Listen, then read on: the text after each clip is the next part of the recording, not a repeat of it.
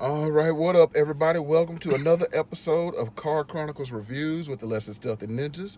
It is your boy Cosmic Boss with NEONXERXES here, and we just got out of Halloween Kills, and there's not going to be. This is going to be a spoiler-free review.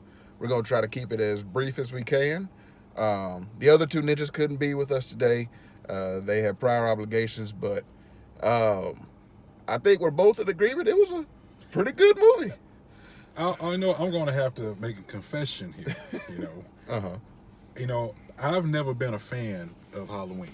Not Okay. because I disliked it. I just didn't really just get into it. Yeah. But after seeing this movie, I had to change my tune. I have to say the kills were awesome. Mm-hmm. But this movie transcends just a simple slasher movie, and I think really that's what John Carpenter was trying to do back in '78 when he did the first Halloween. It wasn't gonna be a simple slasher movie. We're gonna get into that. Mm-hmm. And so yeah, I'm more of a fan of Michael Myers, as you can see. There you go. Like one of my favorite slashers, if not my favorite slasher. I've seen every Halloween. Like the remakes with from who was it? Not John Carpenter. That was Rob Zombie. Rob Zombie's two films. I've seen the original two films. I've seen the Halloween 3. I've seen like the sequels after that. I've seen the H2O and Resurrection. So I've seen all the Halloween films. This one was pretty good. I don't know if I'll say it's as good as the one from 2018, but this one was pretty good, and the kills were bloody. There were some wild ones in there too. If you're a Halloween fan, you'll enjoy it. You'll enjoy it. If you like Michael Myers, you'll enjoy it. Also, if you're a Halloween fan, there was a nod to Halloween 3, Season of the Witch. So when you see it, you'll pick up on it. Those of you who like that movie, as one ninja, that is her favorite Halloween film. Halloween 3, Season of the Witches. Is it Season of the Witch or Season? It doesn't matter. Like you'll know it when you see it. But this, oh man, this. Yeah, I thoroughly enjoyed this movie. Right. But I think one thing I take away from this is that they were really expounding upon the nature of evil. Mm-hmm. This is really what makes Michael Myers a scarier slasher than Freddy or Jason or even Ghostface. You know, is the fact that there's nothing about him that's supernatural. There's no demonic possession. There's no superhuman strength or anything like that. It's just an absence of humanity. It's gone. Mm-hmm. It's just evil there, and there's no explanation. And it's what I think a point they're trying to make is how pure and true evil has no explanation. It just is. It's just there, and it's also can be infectious. True and pure evil, and how it negatively affects others and infects others, and makes them do something like they'll set their humanity to the side for whatever reason because of the effect of that pure and true evil. This movie is like almost a testament of humanity, really. Yes, because they're like you said, they try to touch on why he does what he does, and they basically, to try not to give any spoilers away, but they explain that he's just evil. Like he's just evil. They even try to like go into his backstory a little bit of like what made him snap when he was 6 in the original film. They talk about what he did up until that point, and how other people in the town knew him like before he snapped. And so and then there's characters from the original film they brought back, so you could look forward to seeing them. They're in the film. But we can't really talk too much about this movie without spoiling it. Yeah, I told Boss before we came out here, we don't want to give a synopsis of the story. We just want to give our opinion on just, I guess, the meat of it. You know, some themes. Yeah. If I can't find the correct words I want to say to describe it, but just want to talk about what we felt and saw without giving you guys a synopsis. Just go see it. Yeah, just go see it.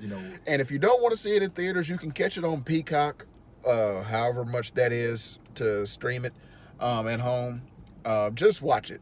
Mm-hmm. If you're into horror and you're not there for stories, themes, any of that, you just want to see kills, he has a high body count in this one. So it's a very high body count in this one. Look here, your boy wasn't playing no games. No, he wouldn't. He was no. He went beyond about that life. I don't know what. But one thing I have to say was a great. Just whoever thought to do this. If the director said for him to do this, if the actor said for him to do this, but we noticed that on some of the kills, it's like Michael stares into him.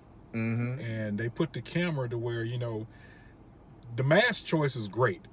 Mm-hmm. I mean, it's just so pitiless and there's nothing there. Mm-hmm.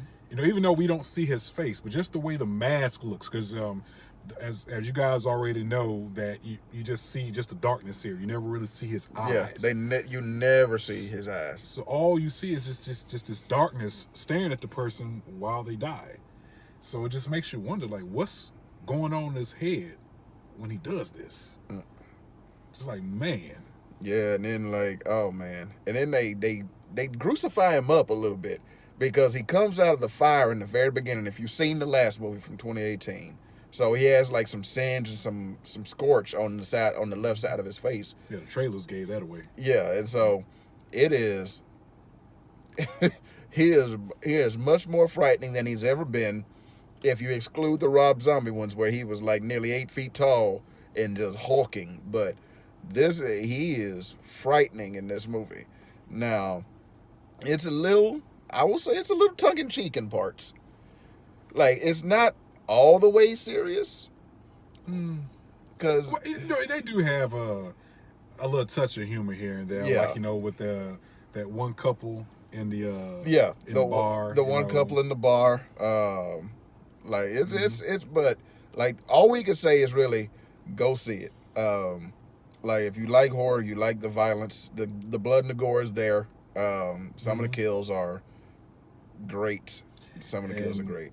And I think there's a speech that Laurie Strode gives that I'm not finna tell what the speech is. I don't want to spoil it, but that gives just a great explanation of Michael to a point.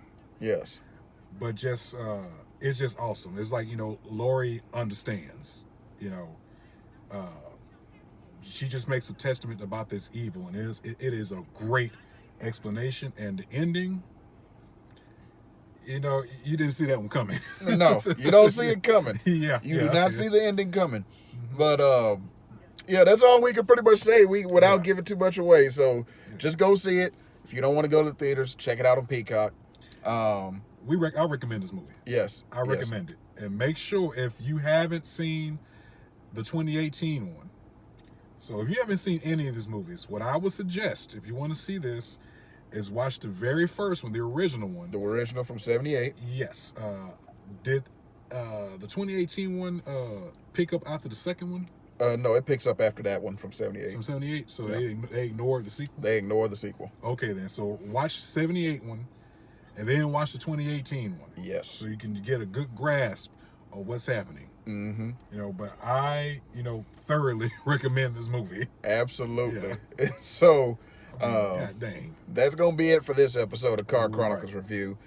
We will be back very soon, whether it be for Dune, whether it be for the Eternals. But the Ninjas will be back with another episode. And Antlers is coming up, too. Oh, yes. Antlers. Guillermo del Toro's Antlers. So, I think that's about a Wendigo or some supernatural creature. Some type of creature. I just know it's being gruesome with folks. Yes. And so that's going to be great. I just want to see it. Because, Guillermo don't play. Guillermo don't play. So, we will catch y'all on the next one.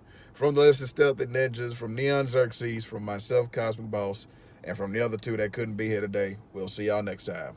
Have a good one.